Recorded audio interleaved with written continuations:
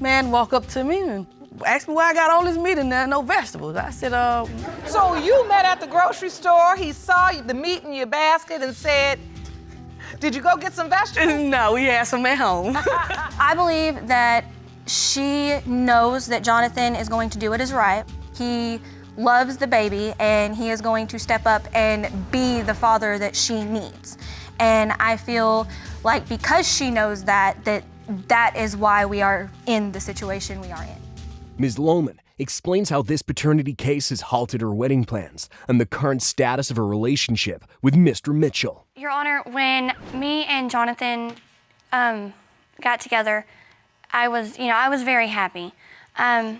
We got engaged January of last year, and if London is not to become of Mr. Mitchell, then our wedding is going to be off, and that's going to, it's really going to upset me. Ms. Lohman admits that she wanted this when she found out she was pregnant, and how no paternity doubt existed until later. So when you found out you were pregnant, your ex believed it was his? Yes, Your Honor, because at the time I also thought it was his. Why did you think it was his if you knew you were also having sex with Mr. Mitchell? At the time I was with him, so I wanted to make myself believe that it was my ex's. Oh, okay, so you admittedly just lied to yourself and blocked out the Mr. Mitchell possibility. Yes, Your Honor. Ms. Lohman shares the scenario that led to her having doubts. However, Judge Lauren corrects her statements. When I was about 6 weeks, I had went to the doctor and confirmed that I was pregnant. And then on my second doctor's appointment, I asked, do you have an estimate of when I conceived? Because I can't tell you the exact date. And she told me I conceived somewhere between October 12th and October 22nd.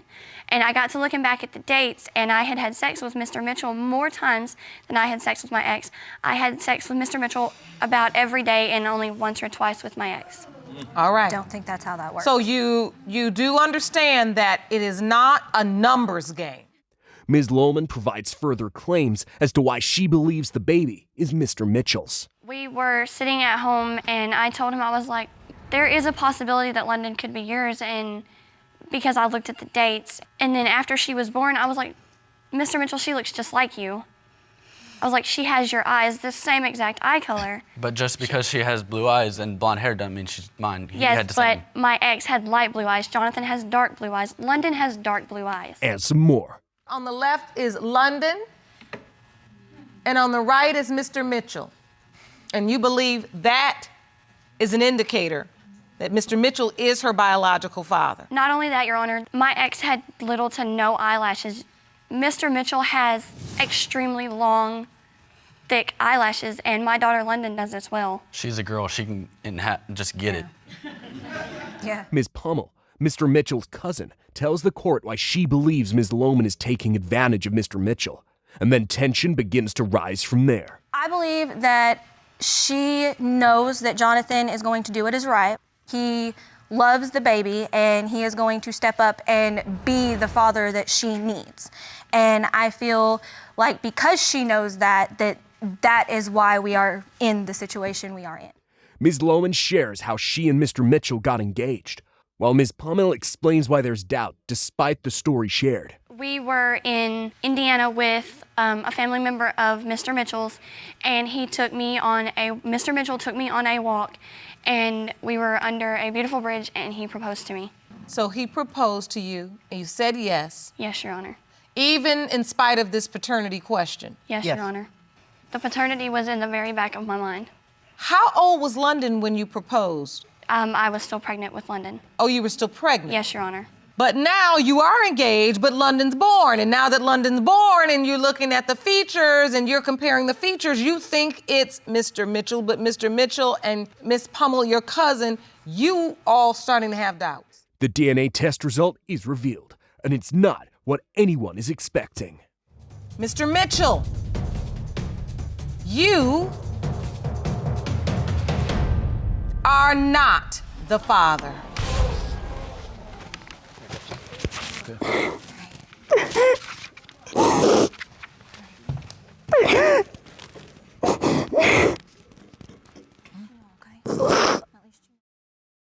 Ms. Battle and Mr. Sidwell both give accounts of how this paternity case is vital to them and why. Well, I'm here to get clarification for Stephen so we can move forward in our relationship and get married. He is Timothy's father, and we can move forward after that. Because right now, this is holding you back. Yes, ma'am. It's holding us back from our relationship, building it up. We like in a standstill just because of him not knowing that Timothy's his biological child. So I want to get that cleared up for him so we can move forward if that's the case. And this has to hurt. I mean, Yes, ma'am, it does. It's been taking a toll on me mentally. Ms. Battle narrates a sweet, hilarious story of how she met Mr. Sidwell. We met in a grocery store. I was shopping, getting ready for a party. I had a basket full of ribs and chicken and all kinds of good meats. And man walked up to me and asked me why I got all this meat in there and no vegetables. I said, So you met at the grocery store, he saw the meat in your basket and said, you ain't got no vegetables. You ain't got no vegetables in the basket, man. All meat, y'all. Beef, everywhere. Mr. Sidwell's version of the story causes the whole court to crack up. Let me finish the story, y'all. Uh-oh. When I left the grocery store, I realized when I got to my truck, I didn't have a number. Okay. So what happened, Your Honor, I rode my truck around looking for this little fine, little hot little mama with all the meat. I'm looking for her. I'm riding, I'm stopping and hey, you know this little girl? She got gold in her mouth, she's pretty, she got pretty legs, and she got a big old bucket full of meat, just came in. Have y'all seen her? They was like, no, and I never found her, Your Honor. Judge Lauren couldn't resist joining the whole fun. A friend of mine said, hey man, I need to go to the health department, can you take me there? I said, yes man, I can take you there, but I'm busy, we got to make it quick. Well, lo and behold, when we got to the health department, and I walked in, for a brief moment, I seen that lady sitting over in a chair. I said, that's that girl I was looking for. Oh, really? I said, that's her. I said, man, that's that lady, man.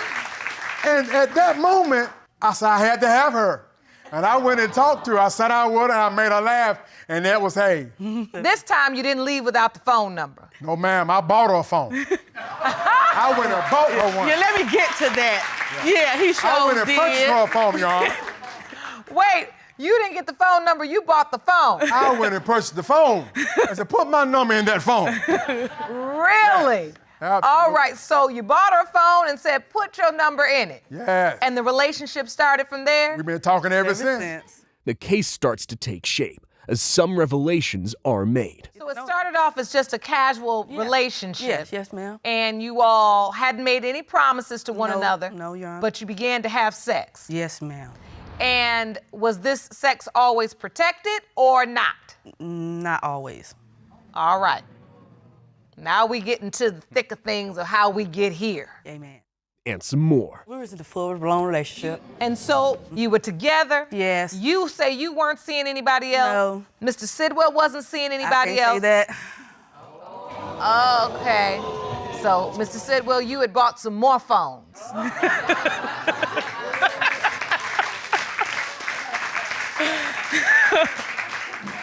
Was it a 2-pack or a 3-pack? Mr. Sidwell says he would remove his name from the birth certificate once it's proven that he's not the father.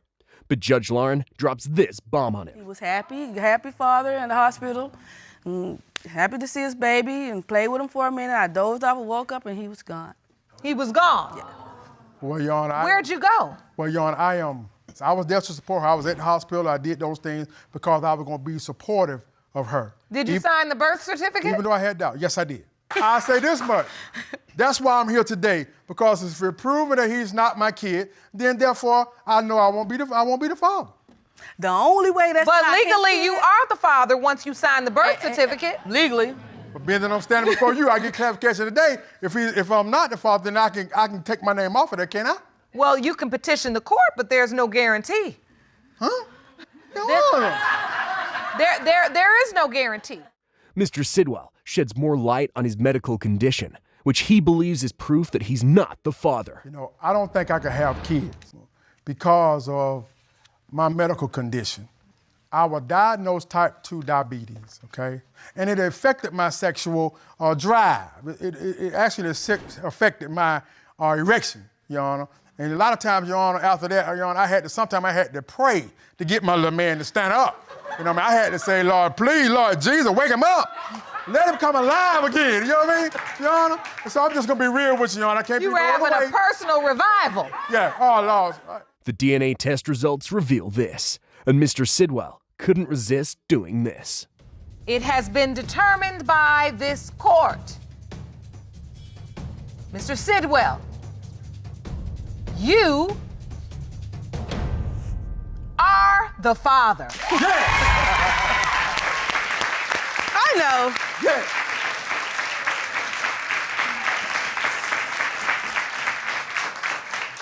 Thank you, Your Honor. And may I make a statement if I may? Yes. I would like to ask her to marry me.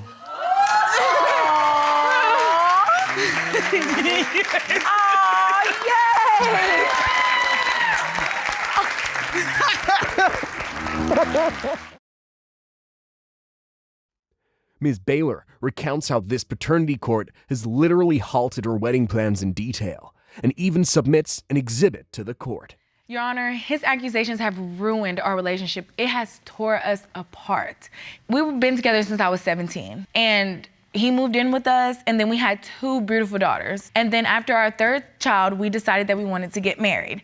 And he called off the wedding 3 months before we got married. Really? And we planned everything. I had everything picked out, Your Honor. I had the dress. He bought me a ring, everything.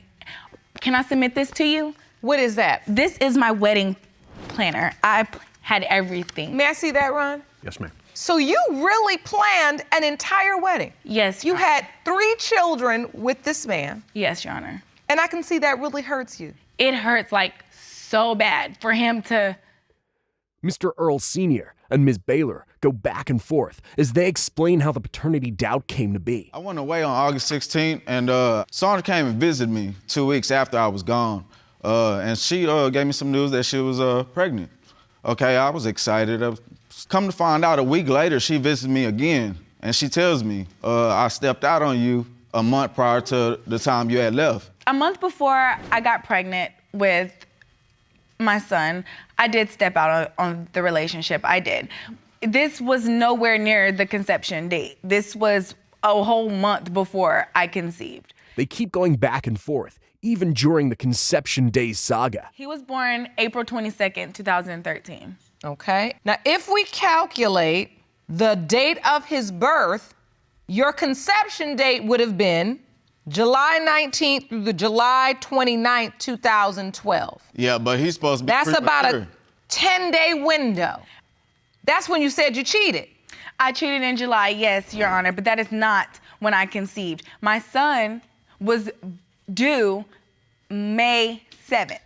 But drama starts to unfold due to these confessions. No, that baby wasn't born early. She carried that baby full time. That is not You true, don't Your know. Honor. You don't know no baby premature 6 pounds 9 ounces. I don't. That's a big baby. I do agree. A 6 pound 9 ounce baby. I mean, that's a full term weight. Yeah, that's full. Exactly, because I was due May 7th. I had a C-section, which was scheduled at 38 weeks. And some more. She cheated on me with the cable man. No, I did not cheat on him with the cable man. He was a friend. Wait, when did the cable man get in it? As soon as I went away, the cable man came in. He was a friend. He took me to get my kids something to eat one day, and we went to go play pool and have a few beers at the bar, and I cheated, supposedly. My brother also even told me about some things. What did your brother tell you? Oh, my brother done told me he done called her doing mysterious things on her phone, talking to others, talking about she want to meet up with him and things. Mr. Earl Sr.'s brother joins the court via a video call and sheds more light on the case, causing Ms. Baylor and Mr. Earl Sr. to react. About 2 weeks after my bro went away, we was having a get-together at the house, and she was drinking, having a good time. They said, no, she burnt off and didn't come back till the next day. She came home the next day? Yes, ma'am. Who did you see her leave with, Mr. Earls? A dude. I left with my cousin, and that's probably who he seen me leave with, That's her was cousin. my cousin. Mr. Earl Sr. presents his evidence that disputes the paternity, which leads to a birth certificate saga. A side-by-side photo. On the left-hand side is Marcus Jr., Correct. and on the right-hand side is a picture of you. Yes, Your Honor. You don't believe you look anything alike? Nothing alike. Okay, I have a question. How did the baby get the name Marcus Jr. then if you never thought? I felt bad. I always wanted a son. I wanted the son with her. So I felt bad. I mean, she crying in the hospital, laid up with her guts all on her belly. So I was like, yeah, you could give him my name. Mr. Earl Sr. makes this shocking statement, but Judge Lauren puts him in his place for it. You know, black women like put people on child support. I ain't got time for that. You're not gonna pay. Hold on, because I'm a black woman. No. Well, certain ones. I'm sorry. Hold on. I'm sorry, Your Honor. Sorry, Your Honor. Hold on. Let's get something straight. Yeah, I'm back up. It's women of all races and colors that are receiving child support for children. But let me be clear, the child support is for the child. Yeah. Exactly.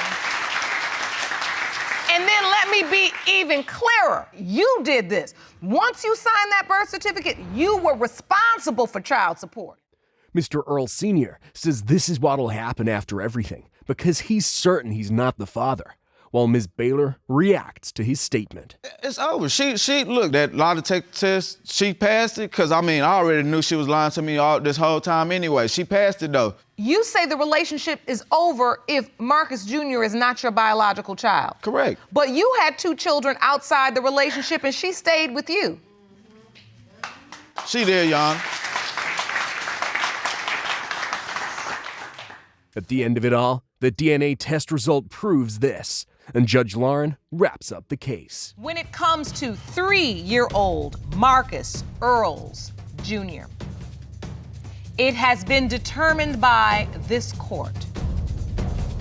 Mr. Earls, you are the father. I told you. I told you. I had my doubts, had my insecurity, but I do love that little man. And I'm sure he loves you too. You're the only man he knows as his father. Both Mr. Rice and Mrs. Rice give their versions of what's currently happening with their relationship as a result of this case. It's like I can't go through the rest of this marriage, the rest of this pregnancy without knowing, because this happened before. And I'm trying, and I need this test to move forward, period. Well, I know I made a lot of mistakes in my past. You know, when he went to Iraq and everything like that, I did step out and, I was enjoying life. But I realized my wrong. And I'm here to correct it because I know for a fact that this is his baby. Like, during the whole process, I decided to, change my life for him because I appreciate everything that he brings. Mr. Rice narrates what happened in the past, and that he's causing this doubt. It's like the past, when I first went to Iraq or whatever, where I was happy. I was living in fairy tale life. I was, it used to be people in my platoon saying about other people's wives or their wives doing this, their wife. And I'm like, no, my wife's not doing that. I don't believe none of that. And then come to find out, she messaged me within probably a year. I was almost done with my tour, and she messaged me saying she was pregnant. It broke my heart. I'm like, how can you be pregnant when I'm here? And some more, which Mrs. Rice reacts to. We, throughout the whole, our whole marriage, we kind of separated and got back together and worked it out. But in 2018, we, I found out she was cheating again. How do you find out?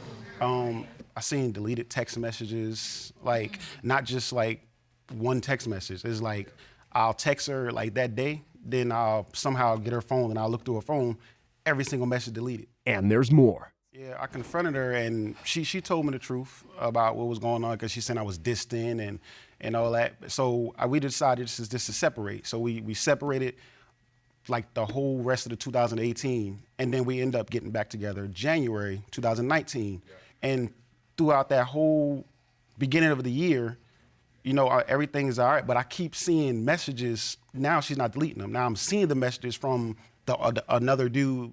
Mr. Rice ends his narration with how the doubt came to be. Yep. And then I find out, April come, then I find out she's pregnant.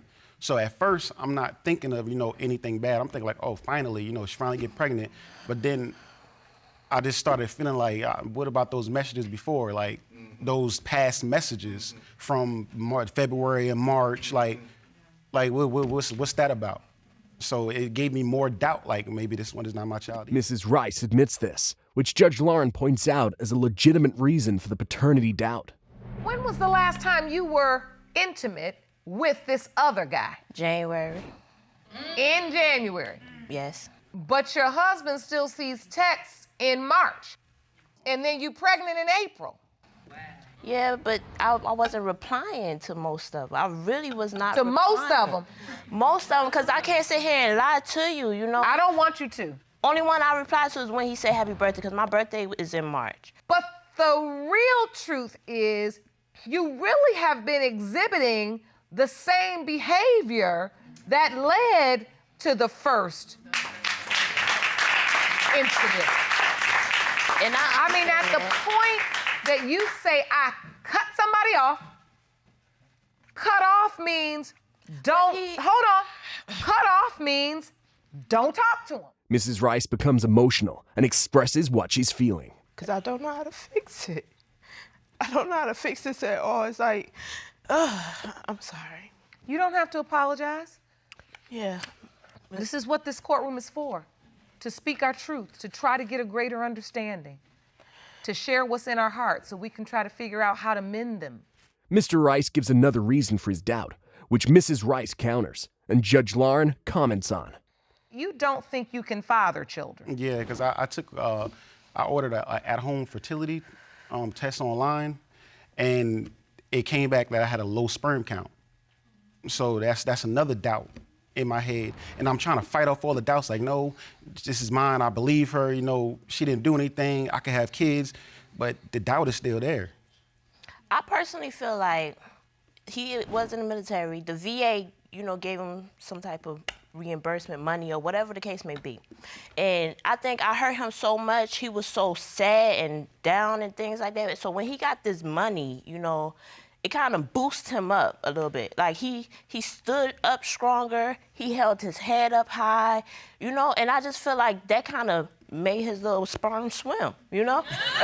Honestly, like he stood more confident, and that's where this come from. All right, yeah, a confident man makes some confident sperm. An expert gives her testimony on Mr. Rice's medical condition, and both Mr. Rice and Mrs. Rice react to it. So he testified that he did a home sperm kit.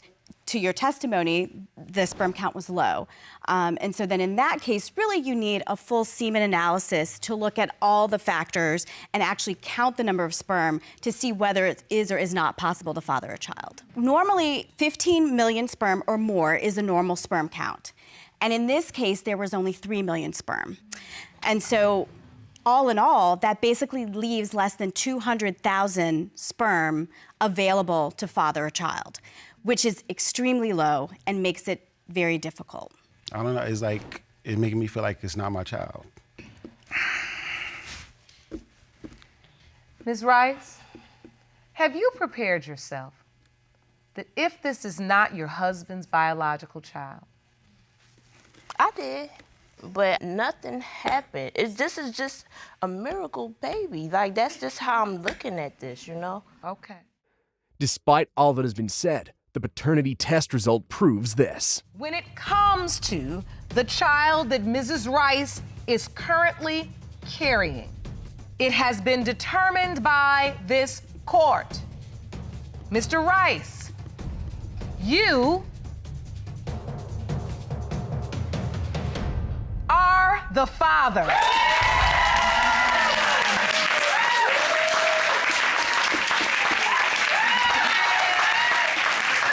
I told you, baby.